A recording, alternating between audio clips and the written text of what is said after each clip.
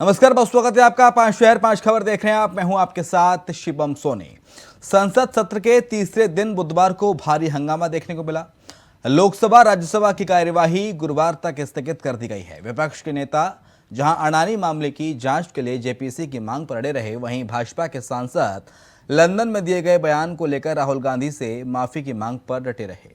इधर सुबह कांग्रेस अध्यक्ष मल्लिकार्जुन खड़गे के घर विपक्ष के 16 नेताओं ने बैठक की। दरअसल बुधवार को ही राहुल गांधी विदेश से लौटे हैं और एक बार फिर अडानी को लेकर केंद्र सरकार पर निशाना साधा है। दूसरी तरफ सत्र स्थगित होते ही सभी मार्च के लिए निकले, लेकिन पुलिस ने उन्हें ईडी ऑफिस से 2.5 किलोमीटर दूर विजय चौक पर ही रोक लिया। सांसद ईडी ऑफिस नहीं जा सके। विजय आपको बता दें कि करीब 25 मिनट तक विजय चौक पर ही प्रदर्शन करने के बाद सभी नेता संसद की ओर लौट गए। संसद के सत्र में हंगामा राहुल के बयान पर शुरू हुआ।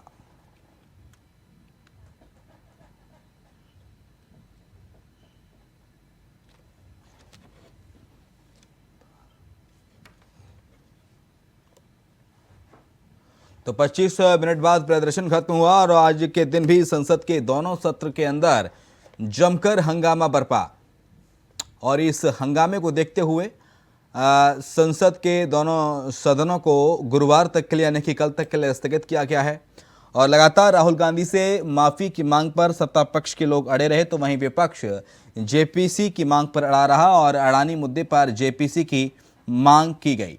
पुलिस ने पहले विजय चौक पर रोका विपक्ष को और इसके बाद ये मामला सामने आया। 25 मिनट बाद ये प्रदर्शन खत्म हुआ।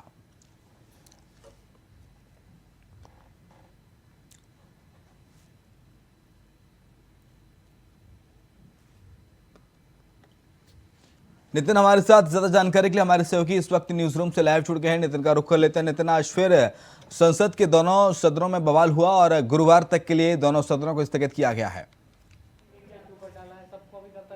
जी बिल्कुल, देखिए शिवम, जिस तरीके से संसद के अंदर आज हंगामा दोबारा देखने को मिला, क्योंकि ईडी को लेते हुए आज जो है विपक्ष के जो नेता हैं ईडी दफ्तर तक उन्होंने प्रदर्शन किया, धरना प्रदर्शन किया, वहाँ पैदल मार्च किया। बताया जा रहा है 25 मिनट तक वो पैदल मार्च किया गया था, उनको जाने से रोका गया था, क्योंकि जिस तरीके से संसद में हंगामा चल रहा था अडानी मुद्दे को लेकर, अडानी का जो मुद्दा चल रहा है उस मुद्दे को लेते हुए जेपीसी की मांग विपक्ष कर रहा है। लेकिन जो सत्ताधार पार्टी है भारतीय जनता पार्टी, उन्होंने जो अपने उस पर कहा कि राहुल गांधी ने जो बयान दिया है, जो राहुल गांधी ने प्रधानमंत्री नरेंद्र मोदी के खिलाफ बयान दिया और भारत की जो मीडिया है उसके खिलाफ जो बयान दिया है वो उसको देखते हुए यहाँ पर यार राहुल गांधी को माफ़ी मांगनी चाहिए। तो विपक्ष के जो लोग हैं उनसे पूरी तरीके से हंगामा देखने को मिला कि विपक्ष के लोगों का कहना था आज जो पैदल मार्च किया, ईडी दफ्तर तक पैदल मार्च किया, 25 मिनट तक उनको वहाँ रोका गया था, तो पुलिस ने उनके आगे जाने से इनकार कर दिया गया था। लेकिन उससे इस तरीके से आज विपक्ष का पूरा एक बार फिर से हंगामा देखने को मिला है। जी, और इसके साथ साथ जेपीसी की मांग भी विपक्ष लगातार कर रहा था अडानी मुद्दे को लेकर। क्या उस पर कोई प्रतिक्रिया सामने आई सरकार की ओर से?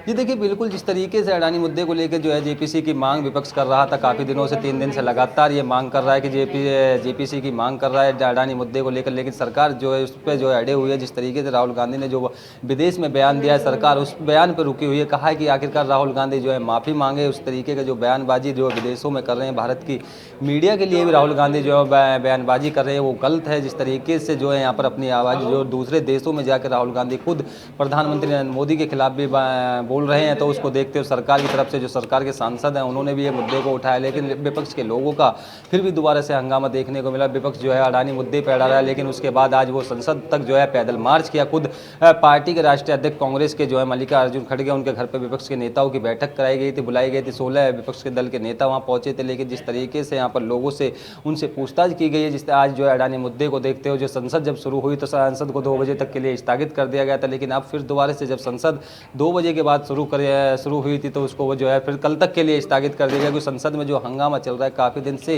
ये हंगामा लगातार चल रहा है, क्योंकि विपक्ष जो है अडानी मुद्दे को लेकर अड़ा हुआ। लेकिन सरकार जिस तरीके से संसद के अंदर जो बजट सत्र की बात यहाँ पर कर रहे हैं, जो संसद सत्र चल रहा है, तो उस पर जिस तरीके से सरकार जो है राहुल गांधी के मुद्दे को लेकर अड़ा हुआ। लेकिन विपक्ष के जो लोग हैं उनका कहना है कि जिस तरीके से अडानी का मुद्दा है, अडानी को जेपीसी की मांग कर रहा है सरकार से लेकिन विपक्ष के लोगों की जो सुनवाई वहाँ पर नहीं हो रही है। खुद इस बात को देखते हुए खुद राहुल गांधी ने विदेश में जाके जो बयानबाजी दी है, लेकिन सरकार उसको कह रही है कि इस तरीके की जो बयानबाजी राहुल गांधी दे रहे हैं, राहुल गांधी को आखिरकार इसमें माफ़ी मांगनी चाहिए प्रधानमंत्री नरेंद्र मोदी से। लेकिन जिस तरह आज जो है राहुल गांधी जब विदेश यात्रा पे जा रहे थे, दोबारा वहाँ से लौट आए, तो उसी को देखते हुए आज वो भी खुद इस चीज़ को देखते हुए कि विपक्ष के साथ में विपक्ष के नेताओं ने हमला बोला है कि आखिरकार अडानी मुद्दे से क्यों सरकार घबराई हुई है। जी बहुत शुक्रिया आपका नितिन, तमाम सारी जानकारी को साझा करने के लिए। उत्तराखंड विधानसभा सत्र के तीसरे दिन बुधवार को राज्य का बजट पेश किया गया। वित्त मंत्री प्रेमचंद अग्रवाल ने दोपहर 2 बजे बजट पेश किया, जो करीब 76,592 करोड़ रुपए का बजट था। बताते चलें कि पिछली बार 65,000 करोड़ का बजट पेश किया गया था और इस बजट में एनसीसी यानी कि नेशनल कैडेट्स कोर का भत्ता 45 रुपए बढ़ाया गया और इसके साथ ही माध्यमिक शिक्षा के लिए 11 करोड़ रुपए, वीरता पुरस्कार पर निःशुल्क यात्रा, शौर्य स्थल पर 1.5 करोड़ का प्रावधान किया गया है। इसके अलावा आंगनवाड़ी वर्कर्स के मानदेय में बढ़ोतरी की गई है। आंचल अमृत योजना में 10 करोड़ रुपए, सीएम लक्ष्मी योजना में 19 करोड़ 25 लाख और नंदा गौरी योजना में 285 करोड़ 5 लाख का प्रावधान किया गया है।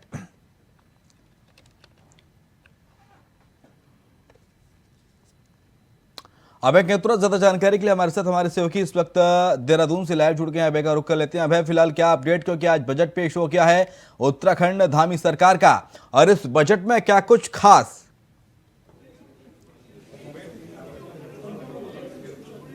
जी बिल्कुल, ये कह सकते हैं कि धामी सरकार का पूर्णकालीन बजट, पहला बजट यहाँ पर गैसन में पेश किया गया। भरीसैंण विधानसभा में वित्त मंत्री प्रेमचंद अग्रवाल की तरफ से इस बजट को पेश किया गया। 77,407.8 करोड़ का ये बजट यहाँ पर पेश किया गया। जैसे कि उम्मीद थी, सरकार ने जो वायदे भी किए थे, उस वायदों की झलक भी इस बजट में देखने को मिली है। समावेशित बजट, विकास को समर्पित वाला बजट यहाँ पर पेश किया गया है। सबसे बड़ी बात है कि जो राज्य सरकार ने जो दावा किया था कि युवाओं के लिए रोजगार सृजन के अवसर यहाँ पर पैदा होंगे, तो उन सब चीज़ों के लिए सरकार की तरफ से इस बजट में प्रावधान भी यहाँ पर किया गया है। महिलाओं के लिए बजट में प्रावधान किया गया है। एनसीसी इसका भत्ता बढ़ाने का काम यहाँ पर किया गया है। सबसे बड़ी बात यही है कि लगातार जो धामी सरकार विकास की जो बात करती है, उत्तराखंड राज्य को 2025 तक सशक्त उत्तराखंड राज्य की श्रेणी में शुमार करने की जो बात करती है, वो यहाँ पर उस दिशा में आगे बढ़ती हुई धामी सरकार भी नजर आ रही है। तो ये कोशिश है धामी सरकार की कि राज्य में समुचित विकास हो सके और जो विकास का जो पहिया वो लगातार निरंतर गति से आगे बढ़ सके। राज्य का जो संपूर्ण क्षेत्र है वहाँ पर समुचित विकास वहाँ पर हो सके, तो उसके लिए कोशिश यही थी कि ऐसा बजट यहाँ पर पेश किया जाए। पिछले बार की तुलना में, यानी अगर 2022-23 के बजट की अगर तुलना इस बजट से की जाए तो 18% से ज़्यादा बढ़ा हुआ बजट है यहाँ पर है। विभागों के लिए समर्पित करने वाला बजट है, जो विभिन्न विभागों से जुड़ा हुआ जो बजट है वो विकास के लिए समर्पित वाला बजट है। तो सभी लोगों की उम्मीदें थी और उन उम्मीदों पर खरा उतरने का काम धामी सरकार के इस बजट में किया गया है। और अब देखना यही होगा कि किस प्रकार से इस बजट को धरातल पर उतारा जाता है और कैसे जनता को इन सब बजट की योजनाओं का लाभ मिल पाता है। जी, एनसीसी कैडेट्स के लिए 45 रुपए भत्ता बढ़ाया गया है। माध्यमिक शिक्षा के लिए 11 करोड़, यानी कि शिक्षा को और मजबूत बनाने के लिए, सुधारने के लिए 11 करोड़ के प्रावधान की बात कही गई है। वीरता पुरस्कार पर निःशुल्क यात्रा की बात कही गई है। इसके साथ ही शौर्य स्थल के लिए 1.5 करोड़ का प्रावधान किया गया है। आंगनवाड़ी वर्कर्स, जहां पर अधिकतर महिलाएं कार्य करती हैं, तो महिला सशक्तिकरण को बढ़ावा भी इसमें मिलता है। और क्या कुछ अगर महिलाओं के लिहाज से बात की जाए अब है, तो धामी सरकार की पिटारी में आज क्या कुछ रहा? बिल्कुल, अगर महिलाओं के लिहाज से इस बजट में बात की जाती है तो दो सबसे बड़ी योजनाओं का हम जिनकी बात करते हैं। महिला सहायता समूह के माध्यम से महिलाओं को सशक्त करने का काम सरकार की तरफ से किया जा रहा है। उसके लिए बाकायदा बजट में प्रावधान रखा गया है। उनके लिए जो प्रोत्साहन राशि है, उस प्रोत्साहन राशि को बढ़ाने का काम यहाँ पर किया गया है। इसके अलावा गाँव में जिस प्रकार से जो महिलाएं रहती हैं, उनके लिए जो विभिन्न योजनाएं संचालित हो रही है ताकि उनकी आर्थिकी मजबूत हो सके, उस दिशा में भी सरकार आगे बढ़ती हुई नजर आ रही है। इसके अलावा आंगनबाड़ी केंद्रों के माध्यम से जो ग्रामीण जो स्तर है उसका परिदृश्य बदलने की कोशिश सरकार की तरफ से की जा रही है, वो इस बजट में, उसके लिए बजट का प्रावधान यहाँ पर किया गया है। तो ये समझा जा सकता है कि धामी सरकार लगातार समावेशित बजट की जो बात करती थी, उस बजट की झलक में यहाँ पर देखने को मिली है। जो बात इंडिया वाइज भी लगातार कर रहा था, उसके लिए भी ये समझा जा सकता है कि इस बजट में राज्य के समुचित विकास की बात यहाँ पर हुई है और उस विकास को करने के लिए लगातार सरकार आगे बढ़ती हुई नजर आ रही है। जी, विपक्ष हम देखते हैं कि अमूमन लगातार 2 दिन से विपक्ष हंगामा कर रहा था बजट सत्र के दौरान। अंकिता भंडारी केस की जांच और तमाम सारे मुद्दों को उठाया, परीक्षाओं में धांधली के मुद्दे को उठाया। आज सरकार ने बजट पेश किया। आज विपक्ष का रुख कैसा रहा अब है? जी बिल्कुल, अभी भी विपक्ष ये कह सकता है कि जो ये बजट पेश हुआ है उसके बाद जो अभी चर्चा जो चल रही है सदन में, उस पर विपक्ष के सभी सदस्य यहाँ पर सम्मिलित हो चुके हैं। लेकिन विपक्ष का 2 दिन का जो रवैया रहा है, उस 2 दिन के रवैये में सीधे तौर पर समझा जा सकता है कि विपक्ष ने आक्रामक रुख अपनाया था और उनके लिए ये कह सकते हैं कि पीठ की तरफ से भी निर्देश दे दिए गए थे। उनका 1 दिन का निलंबन यहाँ पर हुआ था और जो विपक्षी सदस्यों की जो कार्यप्रणाली रही है उससे खास ये कह सकते हैं कि सदन भी प्रभावित यहाँ पर नजर आया। लेकिन जिस प्रकार से सदन की कार्रवाई को बाधित करने वाला विपक्ष का रुख कहा जा सकता है, वो राज्य हित का नहीं कहा जा सकता। लेकिन विपक्ष अपनी मांगों पर अड़ा हुआ नजर यहाँ पर जरूर आ रहा है। विपक्ष की तरफ से साफ तौर पर कहा जा रहा है कि राज्य के विकास के लिए विपक्ष सकारात्मक भूमिका निभाने के लिए तैयार है, लेकिन ऐसा होता हुआ कहीं नहीं दिख रहा है। तो ये समझा जा सकता है कि विपक्ष की भूमिका अलग है, लेकिन अभी तक विपक्ष की तरफ से बजट को लेकर कोई प्रतिक्रिया सामने नहीं आ पाई है। जी बहुत शुक्रिया आपका अभय, तमाम सारी जानकारी को साझा करने के लिए। रेलवे में लैंड फॉर जॉब्स यानी जमीन के बदले नौकरी देने के कथित भ्रष्टाचार के केस में लालू परिवार को बड़ी राहत मिली है। आरजेडी सुप्रीमो लालू प्रसाद यादव, पत्नी राबड़ी देवी और बेटी मीसा भारती को जमानत मिल गई है। दिल्ली की राउश एवेन्यू कोर्ट ने 50,000 के निजी मुशलके पर तीनों को जमानत दी है। इस मामले में अब 29 मार्च को अगली सुनवाई होगी। लालू को व्हीलचेयर पर लेकर पत्नी राबड़ी देवी और बेटी राज्यसभा सांसद मीसा भारती कोर्ट के अंदर पहुंची थी और इस दौरान उन्होंने मीडिया से दूरी बनाए रखी। कोर्ट ने 27 फरवरी को लालू की पत्नी राबड़ी देवी, बेटी मीसा भारती समेत 14 अन्य आरोपियों को समन जारी किया था।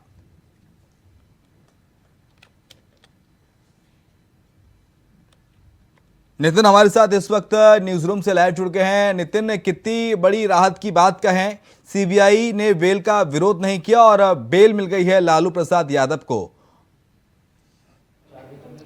जी देखिए शिवम, बिल्कुल बिहार के पूर्व मुख्यमंत्री लालू प्रसाद यादव, उनकी पत्नी राबड़ी देवी और उनकी बेटी आरजेडी जो सांसद है मीसा भारती और जमीन के बदले नौकरी देने वाले मामले में जब सीबीआई ने उनसे पूछताछ की जा रही थी, तो लेकिन आज जिस तरीके से राउजी एवेन्यू कोर्ट ने जो है मीसा भारती और राबड़ी देवी और लालू प्रसाद यादव को 50,000 रुपए की निजी मुचलके पे जो है जमानत दे दी गई है। बताया जाता है कि जो इनसे कोर्ट में आज बुलाया गया था, उनसे पेशी की गई थी कि सीबीआई उनसे जो सवाल जवाब कर रही थी, लेकिन अब जो अगली तारीख है वो 29 मार्च दे दी गई कि 29 मार्च को जो है इस पर सुनवाई की जाएगी कि लालू प्रसाद यादव और उनकी जो बेटी है और उसकी जो पत्नी है, जो 14 लोग और भी थे उनके साथ में, उन सभी लोगों को जो है जमानत दे दी गई। 50,000 रुपये के जो मुचलके पे जमानत दी गई है। लेकिन जिस तरीके से इन पे सीबीआई पूछताछ करी थी, लेकिन जब सीबीआई उनको कोर्ट में पेश किया गया था, उनकी जो अर्जी लगाई गई थी, लेकिन उसके बाद लालू प्रसाद यादव जो है व्हील चेयर पर बैठ के वहाँ पर पहुंचे हुए थे कोर्ट के अंदर। तो जो 50,000 के जो है जमानत राशि जो थी मुचलके पे, जो उस पर एक तरफ ही उन सभी लोगों को जो इसमें जमानत दे दी गई है। जी तो क्या ये माना जाए कि तेजस्वी यादव और उनकी पत्नी के यहाँ जब ईडी पहुंची थी पूछताछ के लिए, सीबीआई पहुंची थी, माफ कीजिएगा,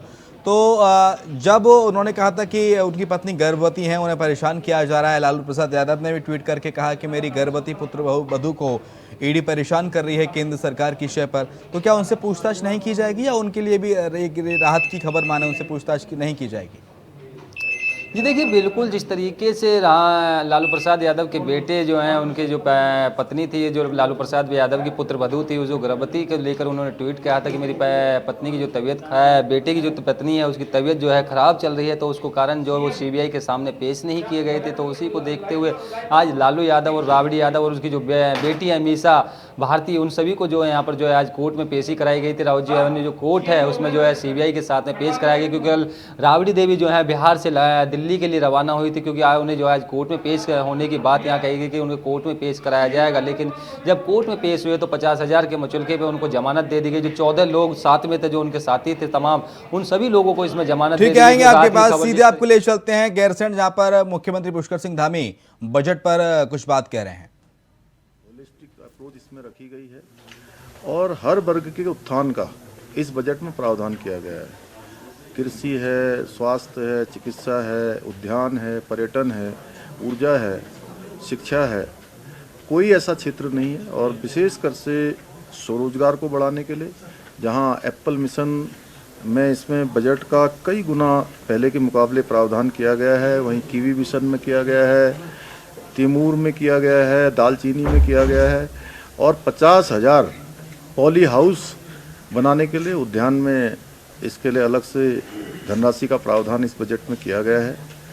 ये पूर्ण रूप से सशक्त उत्तराखंड और विकल्प रहित संकल्प उत्तराखंड को आगे बढ़ाने का, उस संकल्प को पूरा करने वाला बजट है।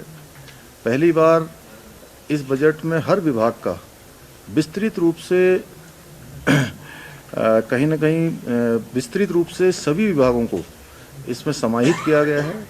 और 2025 जो हमारा स्थापना का 25वां वर्ष पूरा होगा, रजत जयंती वर्ष जब हम मना रहे होंगे, उस समय हम देश के अग्रणी राज्यों में शामिल हों, यह भी इस बजट में प्रावधान किया गया है। 5 सालों में जीएसडीपी हमारी दुगनी हो, वह भी इस बजट में प्रावधानित है। साथ ही साथ जो कुल व्यय इस बजट में 77,407 करोड़, जो पिछले वर्ष की तुलना में 18% की इसमें वृद्धि हुई है। इसी प्रकार से राज्य के स्वयं के संसाधनों से जो कुल प्राप्तियां हैं 24,744, गत वर्ष के सापेक्ष 18.44% की इसमें भी वृद्धि हुई है। और राजस्व अधिवेश में 4,309 करोड़ का राजस्व अधिवेश इस बजट में प्रावधानित है। पूंजीगत परिव्यय में भी वृद्धि हुई है, जो 13,133 करोड़ है, जो गत वर्ष के सापेक्ष 21% की इसमें भी वृद्धि हुई है। कुल मिलाकर इस वित्तीय वर्ष में उद्यान विभाग से लेकर पॉली हाउस में 200 करोड़ रुपए का अलग से जो प्रावधान किया गया, ये अपने आप में आने वाले समय में हमारे राज्य के लिए गेम चेंजर होगा, जिससे कि हम निकट के आसपास के जो हमारे चाहे एनसीआर का रीजन हो या देश के अन्य कोई भी भूभाग हो, वहाँ पर अपने यहाँ से जो ताज़ी सब्जियाँ हैं, ताज़े फल हैं, हम सीधे भेज सकते हैं। अपना मंडियों से सीधे हम संपर्क करेंगे और यहाँ पर पॉली हाउस बनाने के लिए भी लोगों को किसी न किसी रूप में प्रोत्साहित करने का काम करेंगे, जिसमें बजट में हमने 200 करोड़ रुपए की धनराशि का प्रावधान किया गया है। सर, जोशीमठ बड़ी चिंता थी, 1,000 करोड़ का प्रावधान। देखिए, जोशीमठ को बचाना और जोशीमठ को फिर से एक नए स्वरूप में खड़ा करना, ये हमारा संकल्प है। और हमारे देश के यशस्वी प्रधानमंत्री आदरणीय मोदी जी का भी लगातार जोशीमठ को लेकर उनकी चिंता है। लगातार वो स्वयं भी वहाँ से जानकारी करते हैं और भारत की सरकार ने भी हर संभव हमको जो है सहायता का आश्वासन दिया है। और एनडीएमए की रिपोर्ट कंपाइल हो रही है, वो रिपोर्ट कंपाइल होकर हम भारत सरकार को एक निवेदन भी करेंगे। लेकिन हमने राज्य की तरफ से जो बुनियादी चीज़ें प्रारंभ की हैं, जैसे कि अभी जो घरों के लिए, होटलों के लिए और जो मुआवजा राशि हमने बांटना भी प्रारंभ कर दिया है।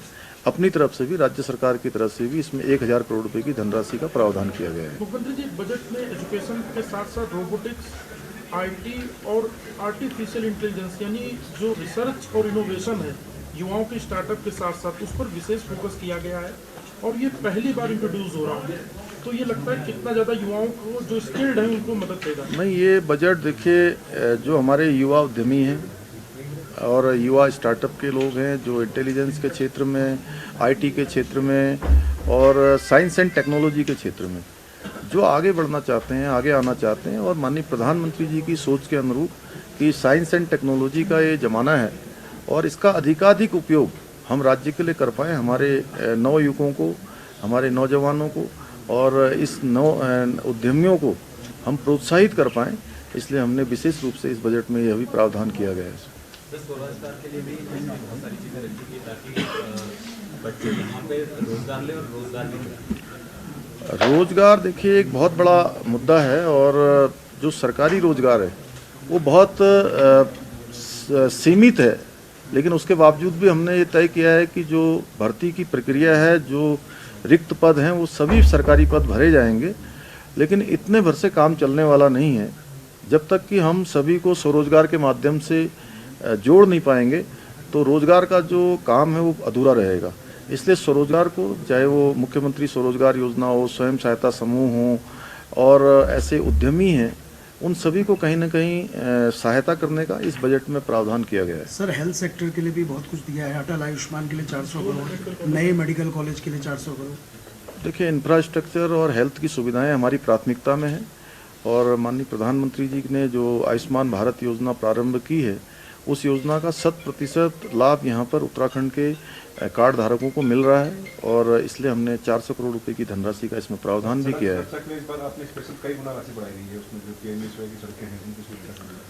सड़क हमारी प्राथमिकता है और सड़कें हमारी अच्छी होनी चाहिए, इसलिए अधिक धनराशि का प्रावधान किया गया है और 700 करोड़ रुपए की धनराशि तो केवल सड़क सुरक्षा के लिए ही प्रावधानित की गई है। अच्छा, बजट राशि का समय पे खर्च सुनिश्चित हो जाए उसके लिए क्या?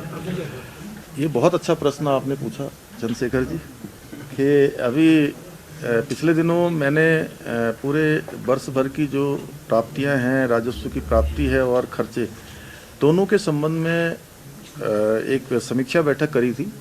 उस समीक्षा बैठक में तय हो गया है कि इस बार अप्रैल माह में सबसे पहले इस साल का बजट पूरा हो जाए। इस साल के बजट के पूरा होते ही हम लोग बड़ी बैठक करेंगे कि कहाँ से हमको कितनी राजस्वों की प्राप्ति होने वाली है और कितना खर्चा होने वाला है। दोनों की एक साथ मॉनिटरिंग करेंगे और हर महीने का हमारा कैलेंडर होगा और उसके सूचकांक पर उसको अंकित किया जाएगा कि कितनी प्राप्तियां हमने कर ली हैं, कितने तक हमें जाना था, कहाँ लक्ष्य था। तो इस प्रकार की व्यवस्था इस बार बना रहे हैं। सर, G20 के बजट बढ़ रहे हैं। सर, G20 नजरिए से देख रहे हैं सर, G20 एक अच्छी अपॉर्चुनिटी के तौर पर। G20 देखिए, ये हमारे लिए बहुत गौरव की बात है कि जो भारत की अनेकों बैठकें जिस होने वाली हैं, बड़े बड़े शहरों में होने वाली हैं, उसमें से पहले तो 3 बैठक हमको मिली है हमारे राज्य में। चूँकि जिस प्रकार से हमारा राज्य देश के एक मतलब मैं कहूँ कि बहुत बड़े राज्यों में हम नहीं हैं, लेकिन उसके बावजूद भी हमको 3 बैठकें मिली हैं। मैं आदरणीय प्रधानमंत्री जी का धन्यवाद करना चाहता हूँ और इन 3 बैठकों में से जो सबसे बड़ी बैठक, जो 5 बैठक भारतवर्ष के अंदर होने वाली है, जिसमें PSA लेवल की जो बैठक है, वो पहली बैठक हमारी 28 और 29 मार्च को रामनगर में होने वाली है। फिर दूसरी बैठकें मई और जून 2 महीनों में लगातार ऋषिकेश, नरेंद्र नगर इस क्षेत्र में आयोजित होने वाली है। निश्चित रूप से उसको लेकर जो तमाम तैयारियां हैं, वो तैयारियां हमारी बहुत तेज़ी से आगे बढ़ रही हैं और 100 करोड़ रुपए की धनराशि का इसमें हमने प्रावधान किया है, जो एकदम से इंफ्रास्ट्रक्चर है, सड़कें ठीक करनी है, जिस रास्ते से उनको आना है वहाँ पर साफ़ सफाई होनी है, सभी प्रकार की व्यवस्था होनी है।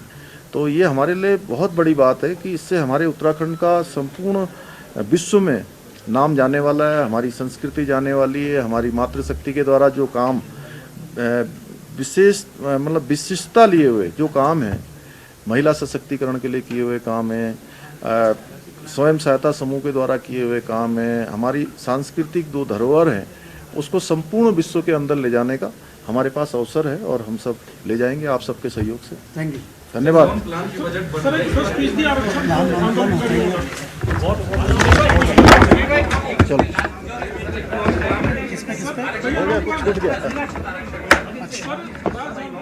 देख रहे थे प्रेस कॉन्फ्रेंस, देख रहे थे मुख्यमंत्री पुष्कर सिंह धामी की, और उन्होंने बजट की जो खास बातें हैं वो पत्रकारों को बताई।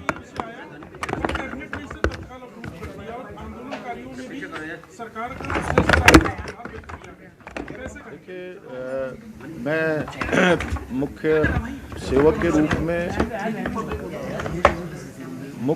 के रूप में मैं अपना सौभाग्य मानता हूं कि पहली बार, वैसे तो मैं अनेकों बार इस विधान भवन के बनने के बाद अनेकों सत्रों में मैंने भाग लिया, लेकिन मुख्य सेवक के रूप में ये मेरा पहला सत्र था।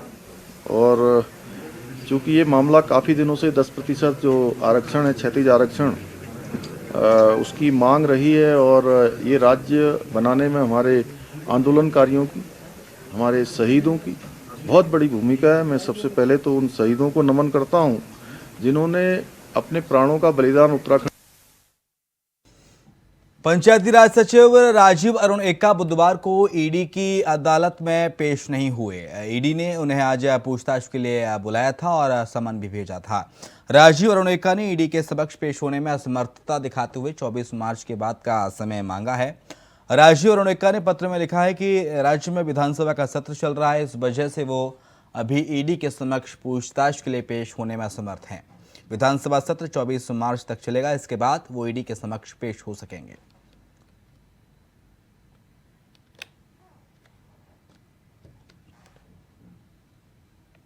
राकेश हमारे साथ हमारे सहयोगी इस वक्त रांची से लाइव जुड़ गए हैं। राकेश का रुख कर लेते हैं। राकेश, आज राजीव अरुण एक्का को पेश होना था ईडी के समक्ष, पूछताछ उनसे की जाती, लेकिन विधानसभा सत्र का उन्होंने हवाला दिया, कहा कि अभी विधानसभा सत्र तक पेश नहीं हो सकते। 24 मार्च के बाद की बात कही है उन्होंने। कहीं न कहीं एक बड़ी बात कही जाती है कि राज्य के तीसरे आईएएस अधिकारी है जिन पर ईडी का शिकंजा कसता नजर आ रहा है। और साफ तौर पर जिस तरीके से बीजेपी के बाबूलाल मरांडी ने सवाल खड़े किए थे और उनकी एक प्रतिनिधिमंडल के रूप में जाकर शिकायत भी दर्ज कराई थी राजीव अरुण एक्का को लेकर के, तो ऐसे में कहीं न कहीं एक बार फिर से ईडी ने उन्हें पूछताछ के लिए बुलाया है।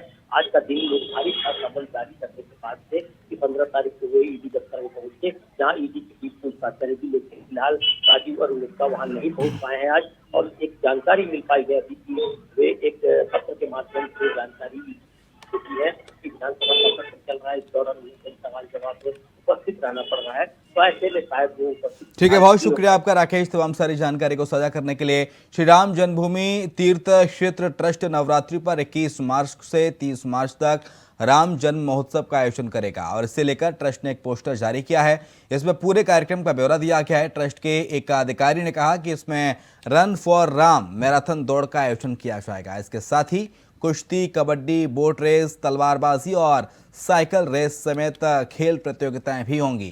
ट्रस्ट के अधिकारी ने बताया कि राम जन्म महोत्सव के दौरान शाम को धार्मिक सभाएं आयोजित की जाएंगी, जिसमें रामचरितमानस के प्रसंगों पर आधारित नाटक, संगीतमय प्रस्तुतियां और हिंदी कवियों का जमावड़ा भी लगेगा। जानकारी के मुताबिक नवरात्र के दौरान श्री राम कथा, प्रवचन, संगीत संध्या, शास्त्रीय, उपशास्त्रीय, सुगम संगीत, अयोध्या का पारंपरिक बधाई गान, श्री रामायण के प्रसंगों पर आधारित नाट्य प्रस्तुति, श्री रामचरितमानस जयंती और कवि सम्मेलन होगा। ये सभी सांस्कृतिक समारोह दोपहर 4 बजे से रात 10 बजे तक होंगे।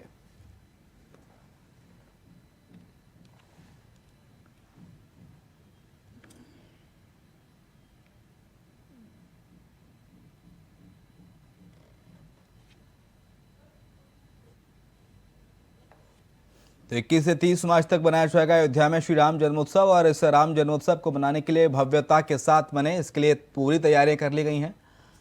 अयोध्या में भव्य जन्मोत्सव मनाया जाएगा। लाइट एंड साउंड शो का प्रदर्शन भी किया जाएगा।